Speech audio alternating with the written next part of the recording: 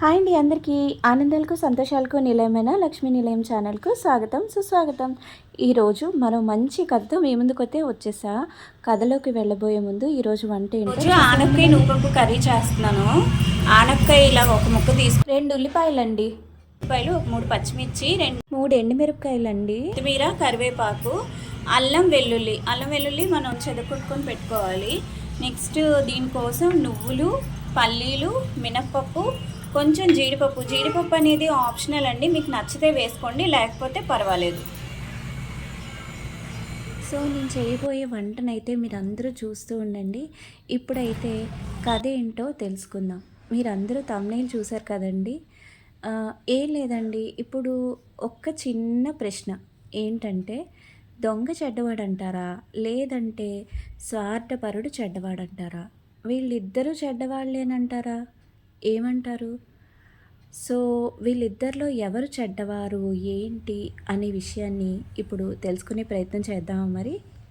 దొంగతనం చేసేవాడికి ఒక్క అవకాశం దొరికితే వాడు దొంగగానే ఉంటాడంటారా? అంటే కష్టపడే అవకాశం ఆ దొంగతనం చేసేవాడికి దొరికినట్లయితే అతను దొంగగానే ఉంటాడంటారా? ఒకవేళ పరిస్థితుల కారణంగా అతను దొంగగా మారి ఉండొచ్చు, ఏమంటారు? అంతే కదండి. మరి దానికి సంబంధించిందే ఈ స్టోరీ. చిన్న చిన్న దొంగతనాలు చేస్తూ ఉండే ఆ దొంగ ఒకరోజు ఒక పోలీస్ ఇంటికి దొంగతనానికి వెళ్ళాడు. కానీ ఆ పోలీస్కి సింపుల్గా ఈజీగా ఈ దొంగ దొరికిపోయాడు. ఆ పోలీస్ అతను దొరికిన ఈ దొంగతో ఒక మాట అన్నారంట. ఏంటంటే, నువ్వు ఇలా చిన్న చిన్న దొంగతనాలు చేయటం మానేసేయి అని చెప్పారంట. మరి నేను ఎలా బతకాలి అని ఆ దొంగ ఈ పోలీస్ అతనితో అడిగితే, అప్పుడు ఆ పోలీస్ అన్నాడంట, నేను నీకు అవకాశం కల్పిస్తాను, నీకంటూ ఒక ఉద్యోగం, ఒక జాబ్ ఏదో ఒకటి నేను కల్పిస్తాను. నేను కల్పించిన అవకాశాన్ని నువ్వు సద్వినియోగం చేసుకొని మంచి దారిలో నడువు, అప్పుడు నీకు మంచిగా అన్నీ కూడా మంచిగా జరుగుతాయి అని చెప్పి ఆ పోలీసు ఈ దొంగతనంతో చెప్పారంట. దాంతో అవకాశాన్ని అదునుగా తీసుకున్న ఈ దొంగ ఈజీగా ఆ పోలీస్ చెప్పిన మాటలకి లొంగిపోయి, నిజమే కదా, నేను మంచిగా బ్రతుకుతాను అని అనుకున్నాడంట. అలాగే మంచిగా కూడా బ్రతుకుతున్నాడంట. అలా మంచిగా బ్రతుకుతూ ఒక అతని దగ్గర ఉద్యోగంలో జాయిన్ అయ్యాడు. అతను పూర్తి స్వార్థపరుడు. అతని దగ్గర పనిచేస్తున్న వాళ్ళతో పనులన్నీ చేయించుకుంటాడు, కానీ వాళ్ళు చేస్తున్న పనికి సరిపడా జీతాన్ని మాత్రం వాళ్ళెవ్వరికీ కూడా ఆ స్వార్థపరుడు ఇవ్వట్లేదు. మరి దొంగనైతే మార్చగలిగాం, కానీ స్వార్థపరుని మనం మార్చగలమా చెప్పండి? ఒక్కసారి ఆలోచించండి.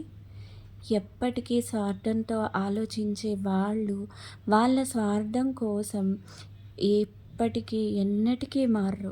ఇది నిజమంటారా కాదంటారా?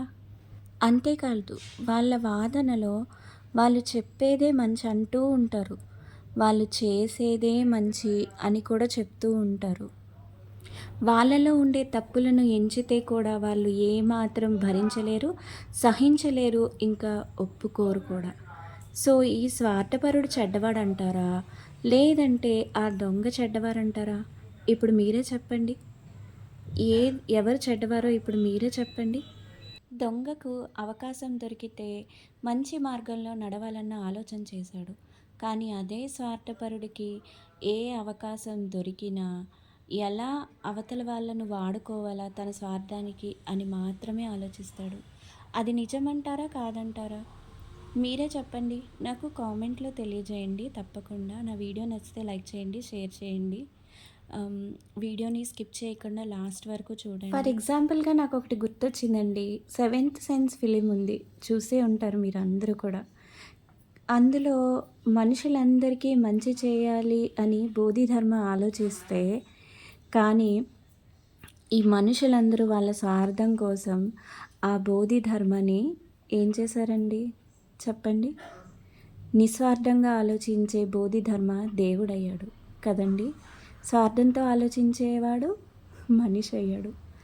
సో స్వార్థపరులు మారుతారండి. స్మెల్ అయితే అస్సలు ఆహా అన్నట్టుగా సూపర్ వస్తుంది. ఎంత బాగుందో చూడండి.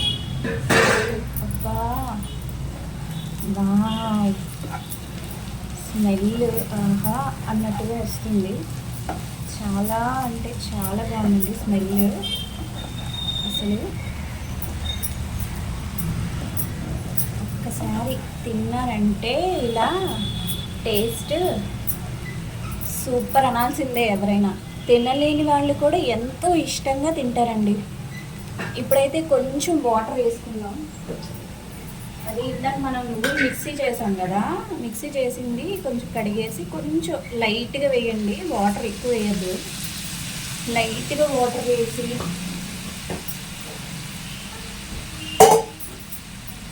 కొంచెం లైట్గా వాటర్ వేసి ఒక్కసారి ఇలా కలిపేసి ఓకే ఒక్క 2 నిమిషాలు మూత పెట్టి ఉంచుదాం. కొంచెం బాగుంటుంది, ఉడుకుతుంది కూడా. అందుకని ఒక 2 మినిట్సే, ఒక 2 అంటే 2 మినిట్స్ మూత పెట్టేసి అలాగా ఉంచేద్దామండి. ఇలాగా